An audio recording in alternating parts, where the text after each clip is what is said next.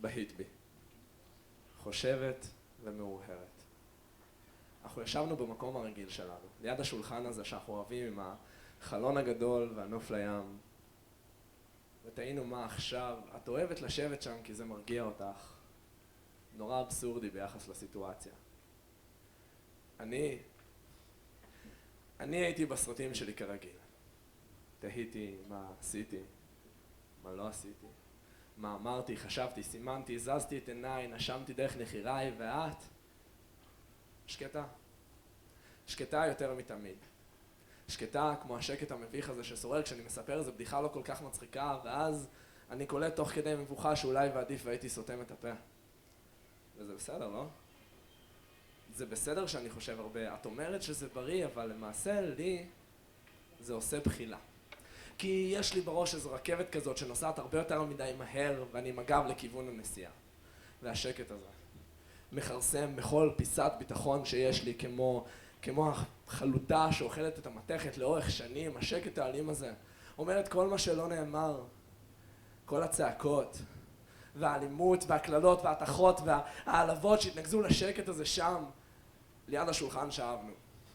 עם החלון הגדול והנוף לים. את אוהבת לשבת שם כי זה מרגיע אותך. מאוד אבסורדי ביחס לסיטואציה. שאלתי אותך אם את בטוחה. אם זה מה שאת רוצה, ואמרת שכן. אז הסתכלתי עלייך כמו ילד קטן עם שתי עיניים גדולות שלא מבין למה הוא לא מקבל את הממתק שהוא רוצה. ושאלתי אותך למה. למה? למה זה טוב שנתפצל? כי לעזאזל, הקשר הזה הציל לי את החיים ואת רוצה לחתוך אותו. באמת שאני לא מבין למה. את שוב באה באוויר. את מנסה להימנע מלהישיר אליי מבט פשוט כי לא נעים לך. אז לקחת נשימה עמוקה ואמרת ככה.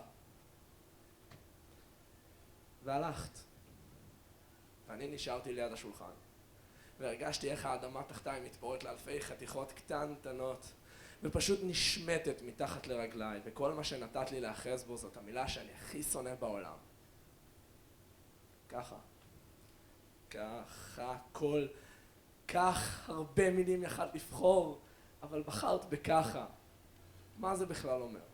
זה לא להתמודד, זה לשים את הדברים בעצירה, באיזה מין פאוזה דפוקה ומעיקה כזאת. ואני נשארתי שם בודד ליד השולחן, חושב על כל הסיבות הנכונות והלא נכונות, שהבחורה שהייתה הדבר הכי טוב שקרה לי בחיים פשוט קמה והלכה. הלכה ונעלמה בלי לומר מילה, הלכה ונעלמה והשאירה אותי בריק מחניק, ובמה אני מחזיק? בתשובה סתומה לשאלה למה היא קמה והלכה. ככה.